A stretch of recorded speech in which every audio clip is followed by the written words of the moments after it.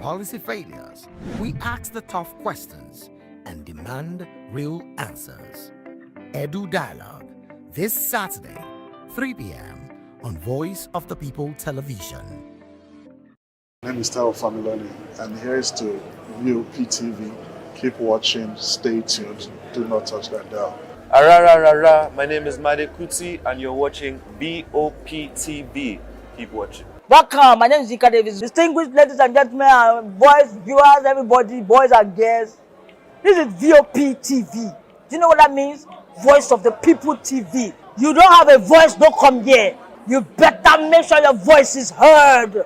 Hello there, my name is Damilola Ogunsi, also known as the Goldfish. Hi, my name is Chiki Bright Emmanuel. I'm an actor and a filmmaker. Hello peeps, my name is Yomi E. Adejumo. Hi everyone, I'm Paul Utomi. Hi everyone, my name is Stacey Benjamin, and this is Voice of the People TV. I need you to keep it locked to VOP TV. See, are you looking for good entertainment? You want to get good movies, good music, politics, talk shows, sports and entertainment. You really want a channel that gives you everything you need without you having to run around. VOP is where you are. That's Voice of the People. If you're not listening to this, you're not one of us, and you deserve to be killed. Scrap chat. Don't be killed, but watch it. Or I'll find you, and I want you. And you are locked on VOP TV. Don't go nowhere. This is where the juice is. This is where all you need for entertainment, politics, movies, and whatnot. And keep watching VOP TV. So keep it locked because I'm locked already, man, and it's money back guarantee. So you're going to have a good time because I do. And please keep watching VOP TV. I won't want you actually. I beg you, subscribe, watch it. If not, whatever you see. You better not touch that dial because VOP is the plot. The red carpets, awards, the razzmatazz, music, fashion, interviews, and more. Spotlight on Voice of the People Television. Let's feed you with all the juicy stories in the global entertainment space, bringing you the glitz and glamour as it is hot. Stay tuned to Spotlight, 1 p.m. Monday to Friday. Spotlight on VOP TV. Entertainment like never before.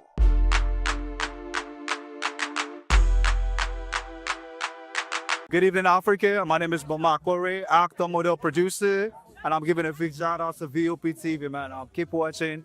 Don't change the dial. Thank you and God bless you. My name is AY, and of course, I represent the voice of the people, and that's why I'm on VOP. AY say so.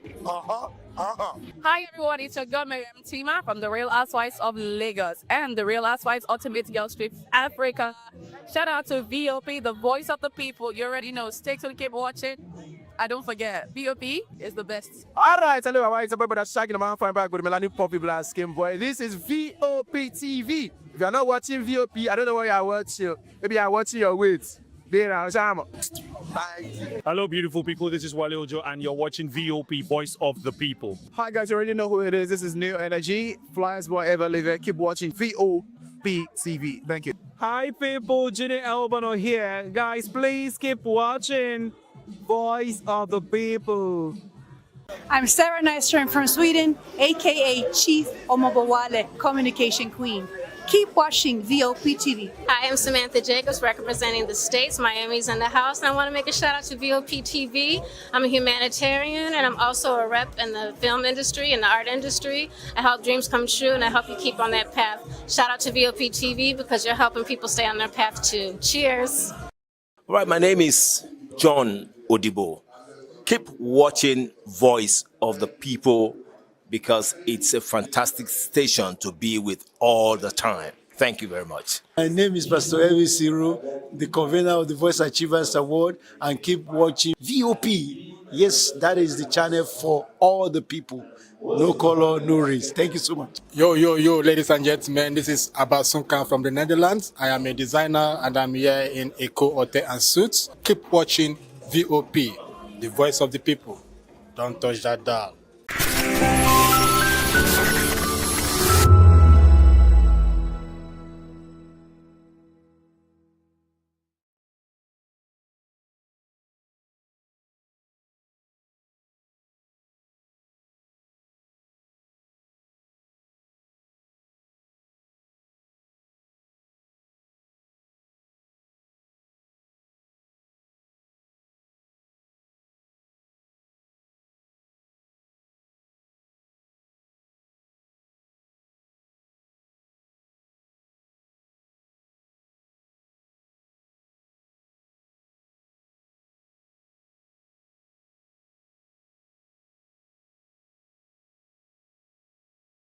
Good evening, Africa. My name is Bomakore, actor, model, producer, and I'm giving a big shout out to VOP TV, man. Keep watching. Don't change the dial. Thank you and God bless you. My name is AY, and of course, I represent the voice of the people, and that's why I'm on VOP. AY say so. Hi everyone, it's your girl Miriam Tima from the Real Housewives of Lagos and the Real Housewives Ultimate Girls Trip Africa. Shout out to VOP, the voice of the people. You already know. Stay tuned, keep watching. And don't forget, VOP is the best. All right, hello, all right, it's a boy that's shagging the man fine back with Melanie Poppy Black Skin Boy. This is VOP TV. If you're not watching VOP, I don't know what you're watching. Maybe you're watching your weight. Hello, beautiful people. This is Wale Ojo, and you're watching VOP, Voice of the People. Hi, guys, you already know who it is. This is New Energy. Flyers wherever live. Keep watching VOP TV. Thank you. Hi, people. Ginny Albano here. Guys, please keep watching Voice of the People. I'm Sarah Nystrom from Sweden, aka Chief Omobawale, Communication Queen. Keep watching VOP TV. I am Samantha Jacobs representing the States. Miami's in the house, and I want to make a shout out to VOP TV. I'm a humanitarian, and I'm also a rep in the film industry and the art industry. I help dreams come true, and I help you keep on that path. Shout out to VOP TV because you're helping people stay on their path too. Cheers. All right, my name is John Odibo. Keep watching Voice of the People because it's a fantastic station to be with all the time. Thank you very much. My name is Pastor Elvis Ciro, the convener of the Voice Achievers Award, and keep watching VOP. Yes, that is the channel for all the people. No color, no race. Thank you so much. Yo, ladies and gentlemen, this is Abasunkan from the Netherlands. I am a designer and I'm here in Eco Hotel and Suits. Keep watching VOP, the voice of the people. Don't touch that dial.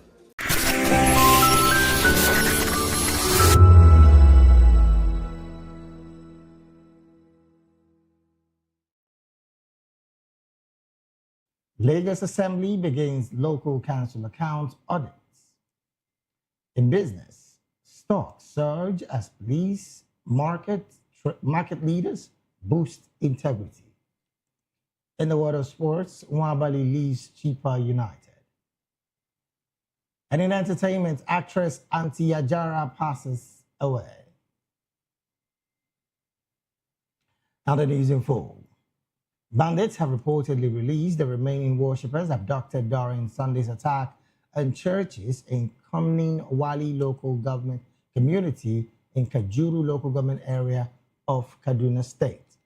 The village head of Komnin Wali, Ishaku Dan Azumi, confirmed the development but said he could not verify whether ransom or motorcycles reportedly demanded by the bandits were paid. He noted he was preparing to travel to Kaduna to meet the victims. The chairman of the Christian Association of Nigeria, Kaduna State Chapter, Reverend Mahaji Kaled, also confirmed the release. He said he was not involved in any negotiations, stressing that the most important thing was that the worshippers had regained their freedom. Kajuru local government area remains one of the flashpoints of banditry in Kaduna State, with communities repeatedly affected by kidnappings, attacks on religious centers, and mass abduction despite ongoing security operations. Moving on, President Bola Ahmed Tinubu has ordered the deployment of an army battalion to Kaiama local government area of Kwara State following a terrorist attack on Woro community. The battalion will lead Operation Savannah Shield to tackle the terrorists and protect vulnerable communities, the presidential spokesperson did say in a statement. Bayo Onanuga condemned the attack as cowardly and barbaric, vowing that the perpetrators would be tracked and brought to justice. He expressed outrage over the killings of residents who rejected extremist indoctrination. The president also called for collaboration with federal and state agencies to support the affected communities and ensure the attackers are apprehended. He also prayed for the repose of the victims and condoled with their families, the people, and the government of Kwara State. In the meantime, former New Nigeria People's Party's presidential candidate Rabiu Kwankwaso has condemned the deadly attacks on Woro and Nuku communities in Kaiama local government area of Kwara State, describing the killings as barbaric. The attack left scores dead and displaced several communities, raising nationwide concern over the spread of violent extremist groups. In a post on X, Kwankwaso said he was deeply saddened and horrified by the mass casualties, calling the incident an attack of terrorism that must not be allowed to gain ground. He warned that violent groups are expanding beyond traditional hotspots, placing increased pressure on security agencies, and extended his condolences to the victims and the people of Kwara State. There are mixed reactions to the deployment of U.S. military troops to Nigeria. Our correspondent in Abuja, Kaiza Usman, reports that residents are calling for leadership that listens and reforms that deliver.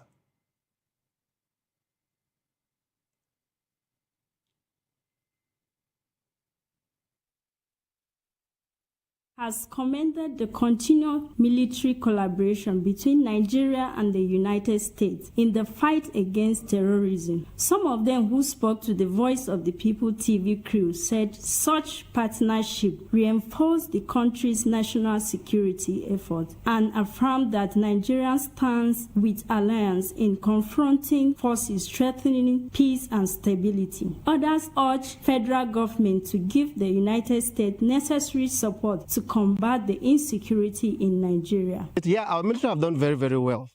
But the truth of the matter is, if there's need for collaboration, we need collaboration. You understand that? As a pastor, I can tell you the Bible says 2 are better than 1. Are you listening to me? So if your house is on fire and you need your neighbor's help, there's nothing wrong in having your neighbors come to assist you. By the way, they say the world is a global village. You know, so whatever happens to Nigeria has a way of affecting not just Africa, but the entire world. And so I don't have any problem with that. They should come in and give us the necessary help. Our prayer is that when they do come and leave, we should be able to sustain whatever gains and achievement that we're going to get. It's a good development because as it is, we lost a lot of people. I personally lost my aunt. Not just my aunt. They kidnapped my relative in the village. They killed one of my uncles. So if there are people that are willing to help, it's a welcome idea to me. There's 2 sides to everything. The invasion of U.S. militants into Nigeria geographical space, is there any benefit for them? And their benefit, first of all, is going to be to our disadvantage. Also, their benefit could also be to our advantage. I don't know if you understand. In the sense that Nigeria has what it takes to make a very great nation. That is resources. If their eyes is not on our resources, then we are good to go. So if bringing or inviting U.S. militants to Nigeria to help solve and curb this problem is one of the peace parastatal for us to get a normal, secure society in Nigeria, please, it should be enforced. I am Kezia Usman reporting for Voice of the People TV, Abuja. Very much, Kezia, for that report. Meanwhile, in Lagos, our correspondent Oyedamola Olukuta spoke with members of the public to gauge opinions on the same development. The U.S. military deployment to Nigeria follows a strike ordered by U.S. President Donald Trump on what he described as Islamic State's target in December 2025. It was reported that the United States has also been conducting surveillance flights over Nigeria from neighboring country Ghana in the months leading to those airstrikes, providing intelligence support. The move has generated mixed reaction among Nigerians, prompting questions over national security, sovereignty, and regional cooperation in the fight against violent extremism. As the situation continues to evolve, many citizens have alerted the importance of understanding the implication of a foreign military presence while others have raised concern about the clarity of the mission scope and its long-term impact on Nigerian security architecture. The deployment has reignited discussions on international cooperation, national sovereignty, and the role of external forces in domestic security affairs. If foreign interference are not coming in to create more awareness, I don't think our government, being Nigerian politicians, will take things or take matters serious, because those foreign aids at times gives them an edge or a stand as defense that they need to do what they are called to do. So it's proper, because even here where we are in Nigeria here, once in a while we poke nose in other people's political affairs or economical affairs, and while we are poke nosing, it also strengthens the right thing to be done. You understand? So that is a good one, that foreign companies are poke-nosing into our affairs too, or foreign aids are poke-nosing into our affairs. Is a good one. To me, I think it's right, because I have a friend that is a soldier. So that was the time he was telling me that he went to maybe Liberia. I have another one told me he has gone to Sierra Leone. So if we can be helping another country to reduce the maybe rate of crime or peacekeeping, yes, we can do that. Another country can come and help as well. And if I'm not mistaken, I think this problem of insurgency, of this bandit something, started around 2010, 2011. So if you can fight it for years and we cannot see a good result about it, we can look for foreign help. They can come and help us. I think it's right. I think it's a lay down to the country, because when Nigerian, the giant of Africa, for security they do not do anything. They knew the US coming in here, they don't know the Bush or other things, unless they cooperate with them, and then they will do a new something, because this security issue is getting bad every day. Every blessed day, killing. I don't know. They are not the one that create human being. They are sharing blood that God created. It's unfair. From the streets of Lagos, this is Voice of the People TV, bringing you the views of everyday Nigerians on major issues that affect the nation. I am Oyindamola Olukuto, reporting for Voice of the People TV. Well, thank you so very much, Oyindamola, for that report. There are also a report that says Lagos State is taking its security to the skies. Governor Babajide Sanwo-Olu recently hosted the Chief of Air Staff to discuss a stronger partnership with the Nigerian Air Force, including plans for advanced aerial technology and a potential new base near the international airport. Our correspondent has more in this report. The Chief of Air Staff, Air Marshal Sunday Kelvin Aneke, led his team today at the Lagos State House for a courtesy visit. He commended Governor Sanwo-Olu for his visionary leadership and the strategic transformation of Lagos State. I'm aware that you have been in the forefront. I get good reviews and reports from my staff officers of all the funds, the effort, the concern and attention you give the Nigerian Air Force. Governor Sanwo-Olu also praised the Nigerian Air Force, noting that professionalism and competence of its officers. He reaffirmed the state's commitment to collaborate, including support for strategic installations and the potential establishment of a new Air Force base near Murtala Mohammed International Airport. Further strengthening the capacity, and the security component of the airport. If you have an Air Force base not far from it. So we probably will just continue to work with your men and wish you all the very best. Both teams shared mutual respect, reinforcing a long-standing partnership that continues to contribute to national security and the overall success of Nigeria. From the State House, Marina, I am Monica Ogolo, reporting for VOP TV.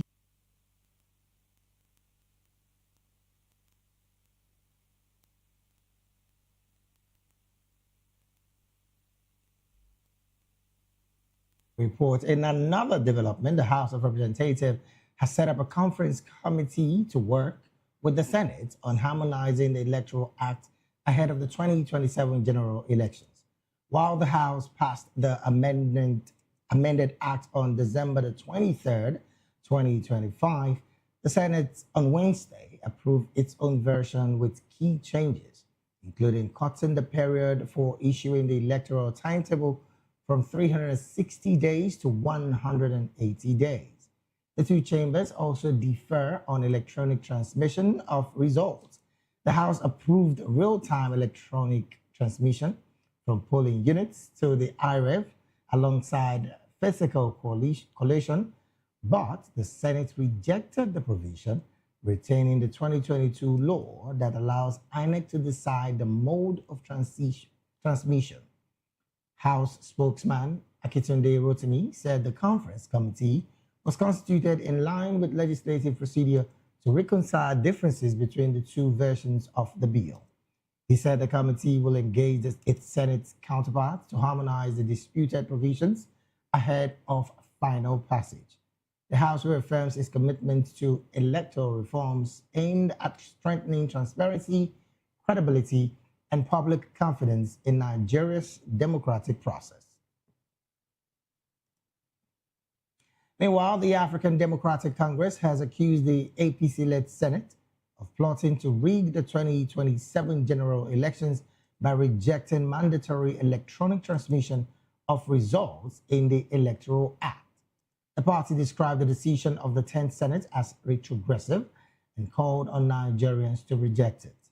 In a statement by its National Publicity Secretary, Bolaji Abdullahi, the ADC expressed disappointment over what it called the Senate's refusal to adopt key electoral reforms aimed at improving election credibility and strengthening the operations of INEC. The party said the rejection of the provision for electronic transmission of results and electronic voter card downloads amounts to a deliberate attempt to undermine Nigeria's democracy.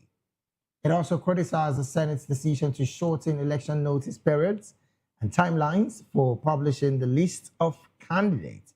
The ADC urged the Conference Committee on the Electoral Act to reject the Senate's position and pass amendments that reflects democratic principles and the will of Nigerian people, insisting that the actions of the ruling party show fear of free and fair elections in 2027.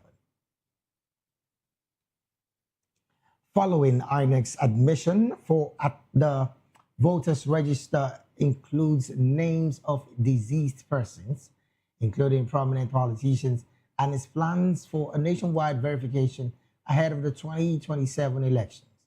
Some Lagos residents are calling for urgent reforms to restore confidence in Nigeria's democracy. Voice of the People TV's Matthew Ogunswada has more in this report. The chairman of the Independent National Electoral Commission, Professor Joash Amukbiton, has revealed that Nigeria's voter register still contains the names of several deceased citizens, including prominent politicians. Amukbiton said a recent review exposed irregularities in the register, prompting plans for a nationwide verification and cleanup exercise ahead of the 2027 general elections to ensure credibility and transparency in the electoral process. He also raised concerns over low voter turnout, citing the Anambra off-cycle governorship election, where more than 2.9 million people were registered, but only about 600,000 voters participated. As Voice of the People TV, we got the opinion of Nigerians towards this development. For me, I would want INEC to do the necessary thing which they are known for by giving us a factual result. They should not try to boycott the people's votes, like the results.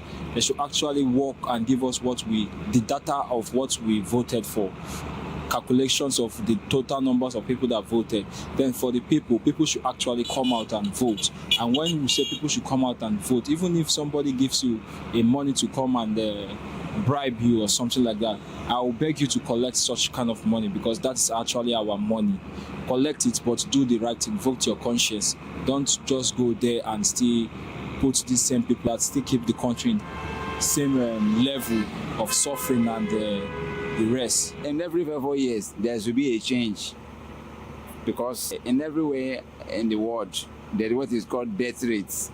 So under 4 years, A lot of people must have died. That is right. So they should change the voters card. So time to time, like after 4 years, they should be changing the voters card so we know who is living and who is dead. What I'm saying is let them remove the old names there and then feed the new ones so that at the end they will see new, by special grace of God, those ones who have conscience. Because those are there, they don't have conscience. See how they are treating the fellow human being. So it's unfair. That's the thing. As the 2027 election draws closer, Nigerians are calling for immediate reforms, urging INEC to sanitize the register and restore public confidence in the nation's democracy. Matthew Opuswada, reporting for Voice of the People Television.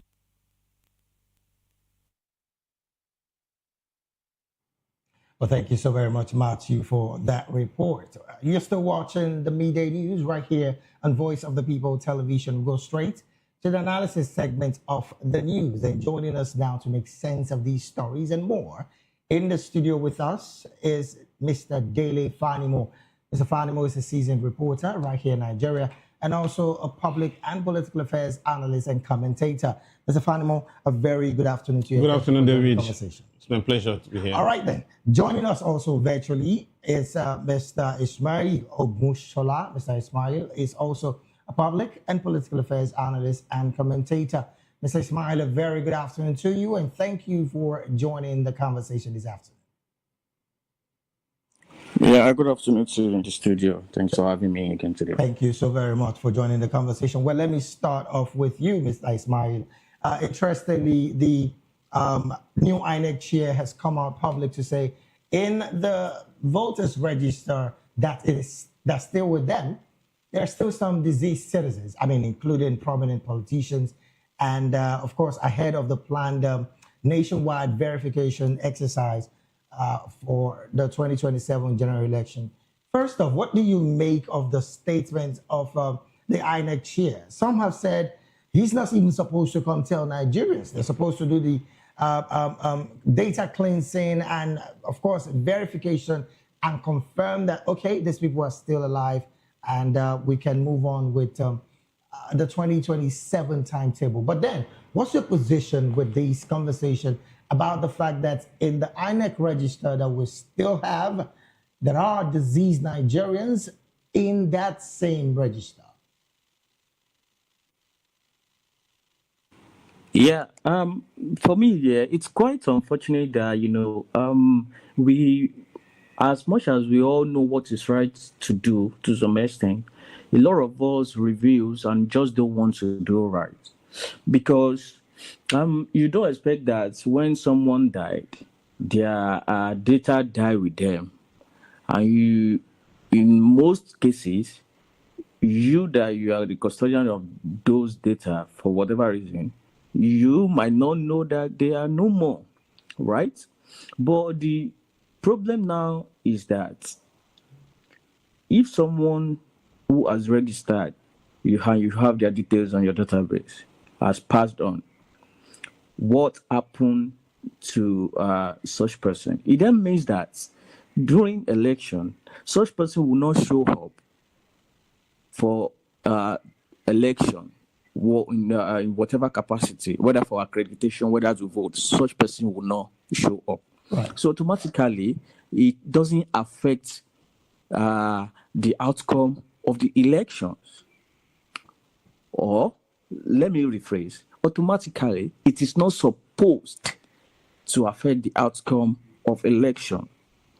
But it's also unfortunate that would mean we will be having low voter turnout, like we found in the off-cycle election in Anambra State, where over 2.5 million persons were supposed to come out to vote, and less than just 600,000 did vote in that election. Isn't that another reason why the INEC chair is pressing it on Nigerians to know that there is the need for verification? No. It is to tell you ahead that if there is low voters turnout, this is the reason. Whereas that's not the reason, right? So they just want to use that, and this is where I'm actually coming to, because when you see all of these things, common sense talk to you that this is a no-brainer. This shouldn't be an issue. Someone has died, they are not coming to vote. Or do you expect that nobody should people will stop dying? No, you don't expect that, right? And a lot of people, if you now say that people should come and do verification that they are still alive, it sounds so insane when you are saying that. For people who are died, leave it at that. They will not show up to register to vote on that day. So there shouldn't be a problem in that aspect at all. People who are alive will definitely come out and vote, right? So this is not the reason for low voters turnout. Because if you look at it, how many people within the 4 years election cycle, how many people have passed who are registered on your database? So it should be insignificant to even determine whether that is the reason for low voters turnout. So whether people even show up to verify or not, there might still be low voters turnout. And this is not the reason for that. So if you want to talk about low voters turnout, let's analyze it and we'll present the reason why people are not voting, which we all know, but they want to shy away from that major reason. So now I don't know the fact that people are not. So, don't take these people serious. All right, then. Thank you so very much for that particular submission there. Let me come to the studio. Mr. Fanimo, interestingly, the new INEC chair clearly is saying that verification is needed at this time because as it stands, in the register that is still with INEC, there are still some deceased Nigerians. Questions are being raised about the fact that, yes, this is something of concern because with that same figure, and of course, that same database with INEC, and then plus the new young Nigerians that are coming in to register, it would simply means that the number will keep skyrocketing. And that also means on the part of allocation, there would also be an increased figure for INEC. How much of disparity are we going to be experiencing here with this data collection situation, particularly on the part of INEC? You see, at the heart of it is the lack of data convergence in Nigeria. Now, most of the things that are supposed to coalesce to form a central data bank in Nigeria, we do some of those things out of compulsion. If you don't have any plan to travel out of this country, you don't visit the immigration office. If you are in the interland and you have your baby, you are not under any compulsion to register with the Nigerian Population Commission to give you birth certificates. Same thing, if you don't know how to drive and you don't intend to drive, you don't go visiting licensing office. These are areas where you capture data. Now, you imagine if there is a central data where even those who are sentenced to prison term, they are supposed to have their fingerprints that will be sent to the central data collection center, such that if you type Dele Fanimo at a go, whoever is Dele Fanimo will be popped out. It will pop out immediately. But what do we have in Nigeria? We have fragmented data processing, such that somebody who has been an ex-convict can come back and join the army, can join the police without anybody detecting, except the community raises eyebrow that, look, this man is a common criminal. We can't have him in our midst as a uniformed person. Now, what that simply tells you is there is no... How many times have you heard somebody going to the local government or the NPC to register death? No. So how will somebody sitting in Abuja know that one John Joshua died last night, and you still find John Joshua in the voters registers list? Who goes there to tell the INEC that this man is no longer alive? So, but if there's a central data system, all you need to do is feed every name and particulars of Nigerians that have registered. It's just like when you input figures in Excel spreadsheet, automatically it will give you the total figure you want. Now, Mr. Fanima, I'm still going to stay with you. In the midst of all of this, how much of an importance is a national census to Nigeria? Because the last time we had was in March 2006, if I'm not so. Yes, 2006. Yes. Now, how much of an importance is that census to what we are experiencing here as a data lacuna? Because that is basically what this is all about. You see, the unfortunate thing is that if you carry out census in this country 100 times, you will meet with failure 100 times. Why so? Because it's a very strong tool for political maneuvering. For instance, there is no way you carry out any census in this country. This country is the only country where you have less number of people in densely populated area and you have more number of people in a sparsely populated area. And even the climatic condition, up there is desert, here is forest region, yet the population up there is more than here. So you think they will subsume what they have been using to their advantage over the years, several decades, to a census that will be carried out? No. And so we will keep generating that gap. The only way, which is the plausible way, is to have data convergence. At that point, nobody knows what you want to use such data for. So it's just a matter of Amupiton saying, please upload Nigerians that have registered to vote, that are above 18. And then they will upload. Once you type those who are deceased, it will pop out and signal those who are deceased, because that same data is also looking at the other baseline data. Like if you are going to immigration and it's been reported that that person is dead. Yeah. If you had gone to register death certificate at the NPC, it will be registered that that person is dead. Mm-hmm. So it will just pop up, dead.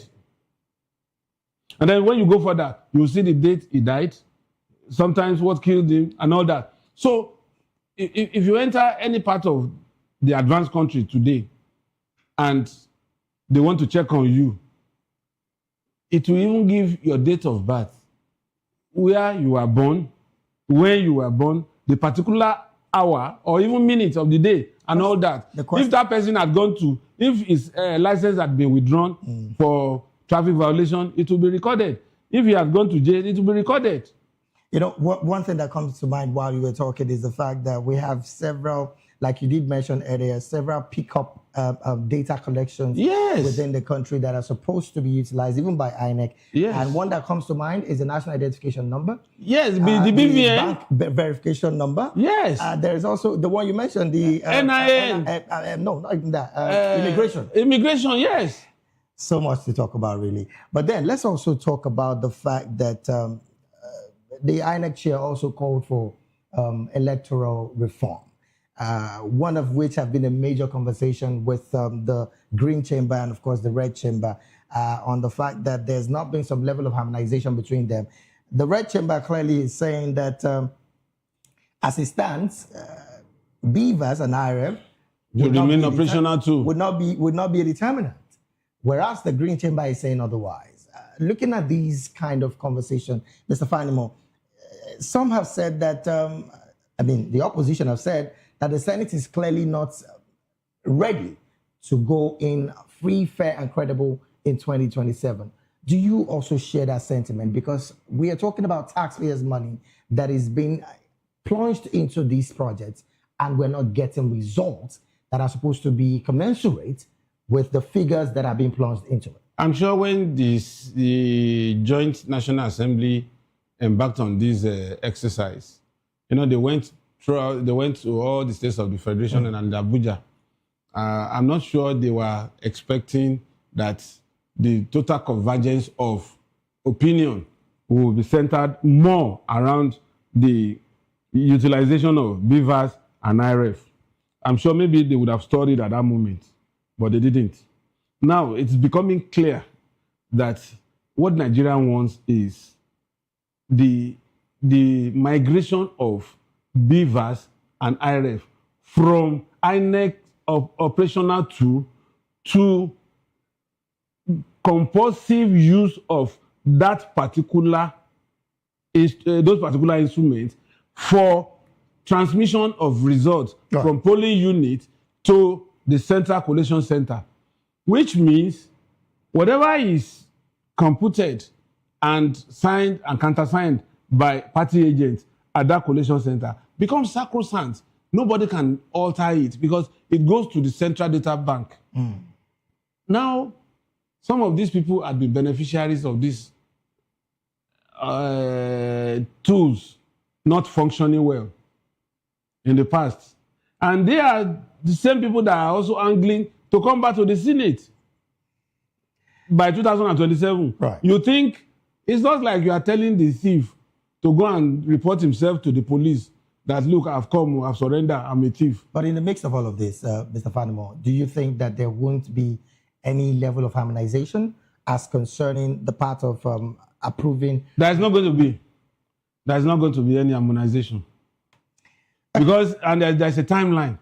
Right. There's a timeline. And that's there's a particular clause that Nigerians are not looking at. They are now saying there must be between election and swearing in. Yes. That there must be 185 days. And if you want to do that, that means election should be rolled back to November. Well, basically, that's what it means. That's what it means.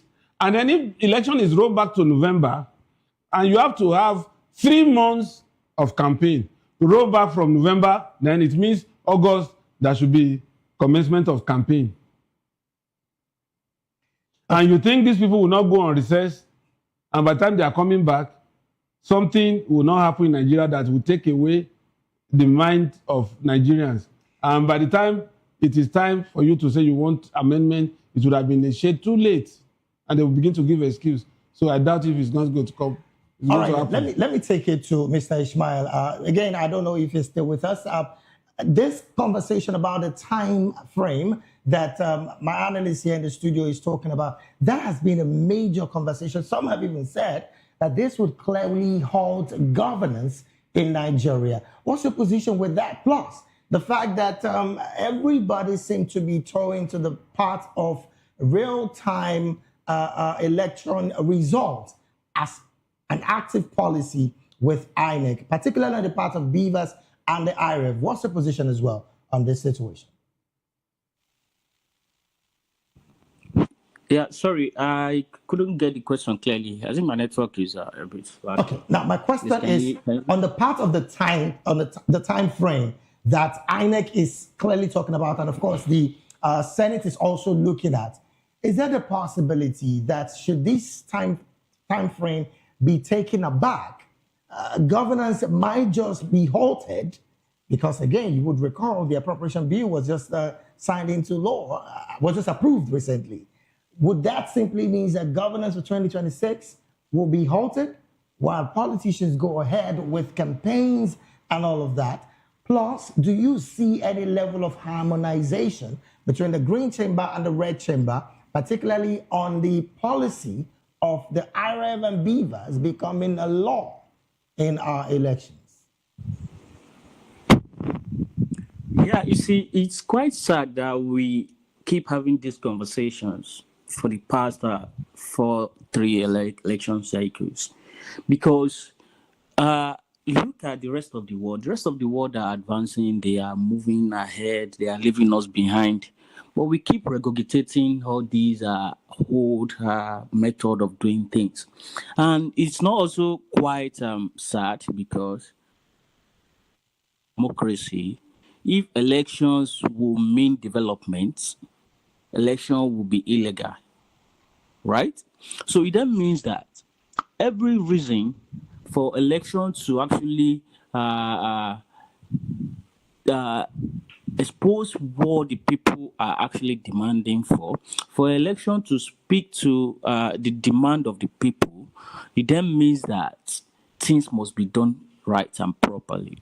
But these people, they are not interested in that. So every reason and every excuses to stifle the people's demand and what will actually transform our electoral processes, they will not allow it to be done, right?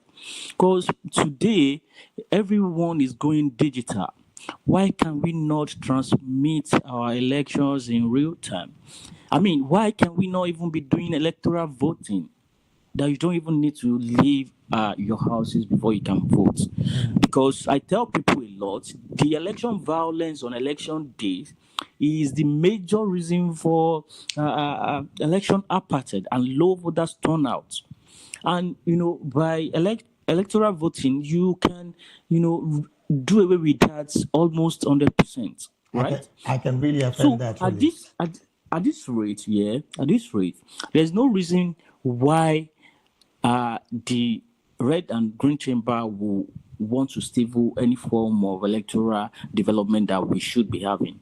So any excuses they are giving is nothing but an excuse. All right then. For their own failure. All right then. Well, then again, I really would affirm the fact that to a large extent, violence in election polling booths can really be curbed should we have electoral voting, like digital voting, like you also would find in some saner clime. But let me move away from that and let's talk about the fact that the president has ordered the deployment of an army battalion to Kaiama local government area of Kwara State. I mean, following the terrorist attack on Wuro community. What do you make of this, Mr. Ismail? Because again, this is not about the first time that we see a particular battalion go to a particular state, and we still find some pockets of banditry and some of this kidnapping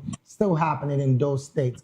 What do you think this would portend for the people of Kwara State, because it's becoming one too many in that particular state? Yes, one too many. And this is the reason why I'm actually fed up of this analysis of our security architecture. Because for every terrorist or terrorism that happens, it is always the same response. We felicitate with so people, we do this, we are the next one, send army, send battalion. But this thing keep happening day in, week out. Tomorrow or next week, another one will happen. This is not a prophecy of doom. What do you think the government can do better?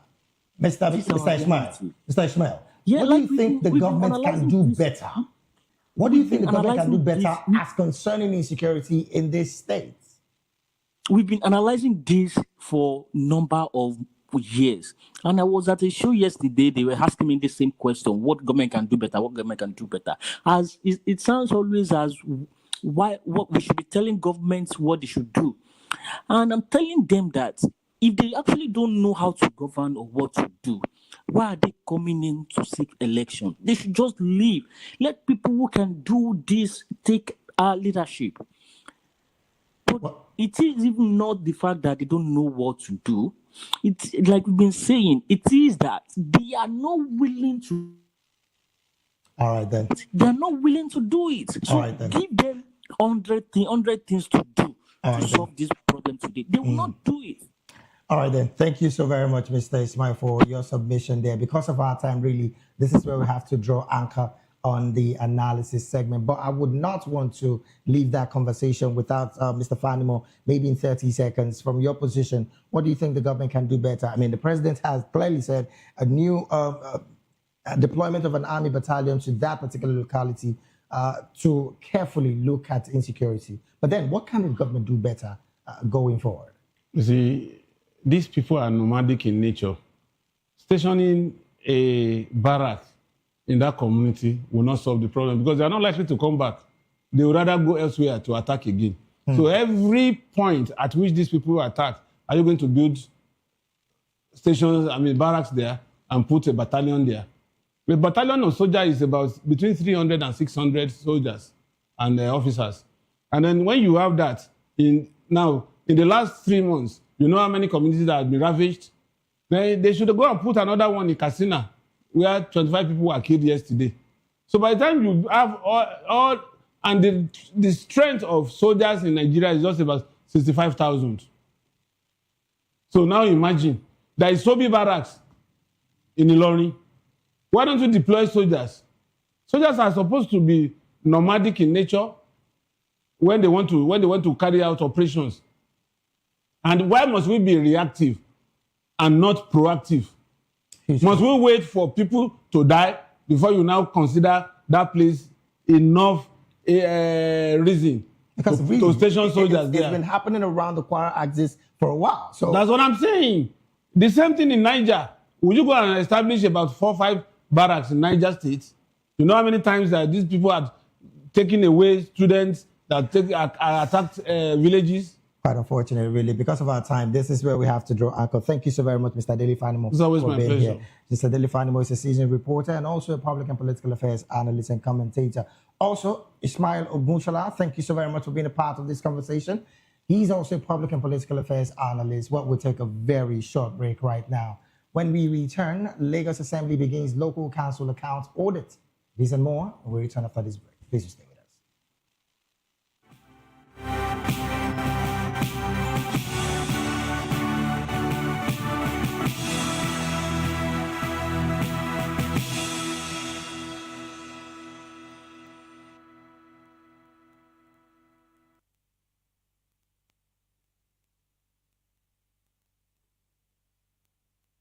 Glad to have you back. It is still the media news right here on Voice of the People Television. Now to other stories.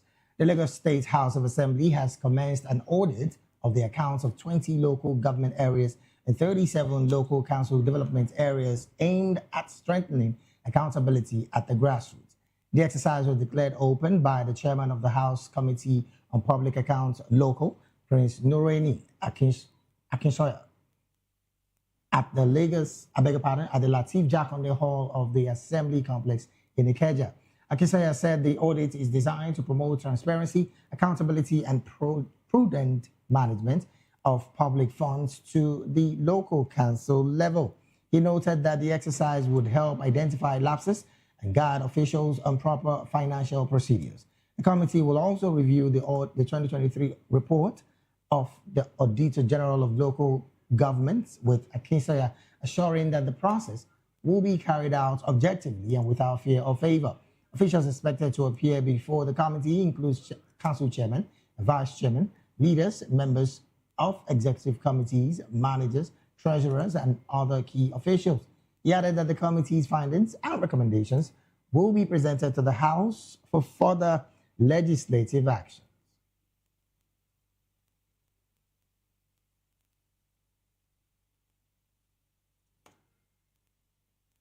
And from that particular story, move straight to talking business. Nigerian equities recorded their strongest daily gains in recent sessions on Wednesday, driven by renewed investor confidence following a joint crackdown of market infraction by the Nigerian police and capital market authorities.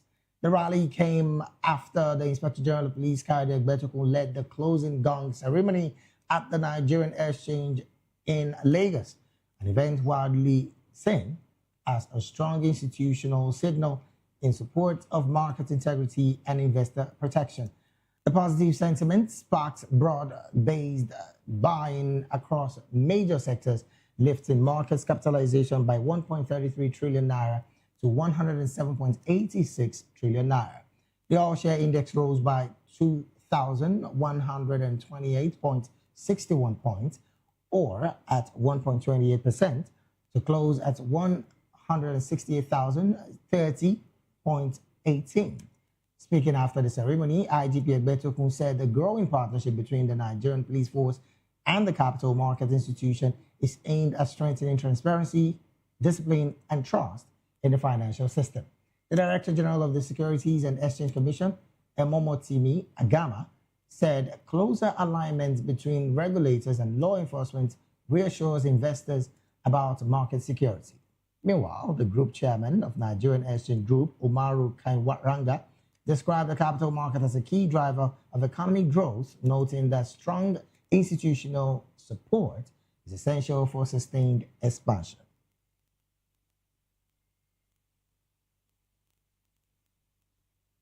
And from business, we move straight to talking sports. Super Eagles goalkeeper Stanley Nwabali has left South African club Chippa United after 4 years.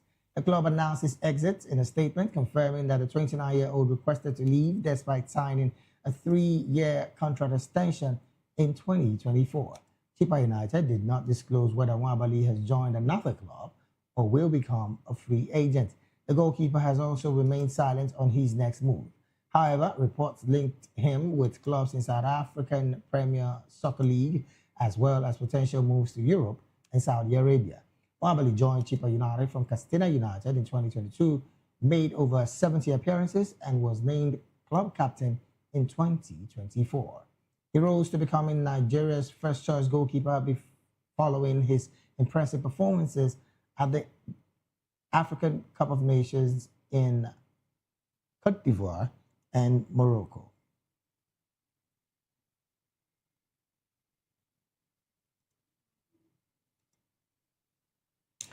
And from that sports story, we'll go straight to talking entertainment.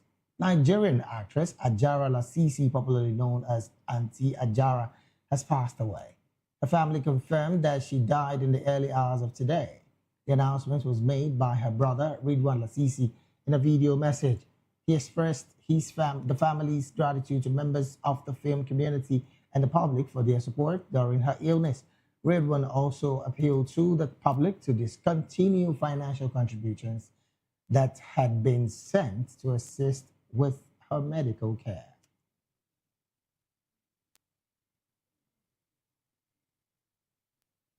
And with that particular entertainment story, we've come to the end of the midday news right here on Voice of the People Television. Do also subscribe to our YouTube channel. On YouTube, we're at Voice of the People TV, and on all other social media platforms, we are at VOP TV Live. Thank you so very much for being a part of this broadcast. I am David Edwin. Do have a good afternoon.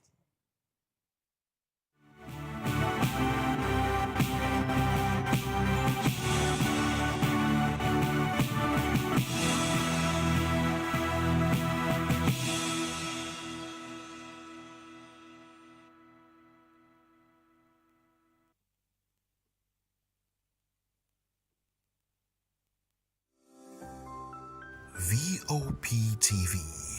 Now you have more than a voice. In a world where power shapes with every headline. In a nation full of questions. In a world filled with noise, the truth needs a voice. The policies that shapes our world and the economy that determines our future. Every hour, every day, the grapevine keeps buzzing. And together,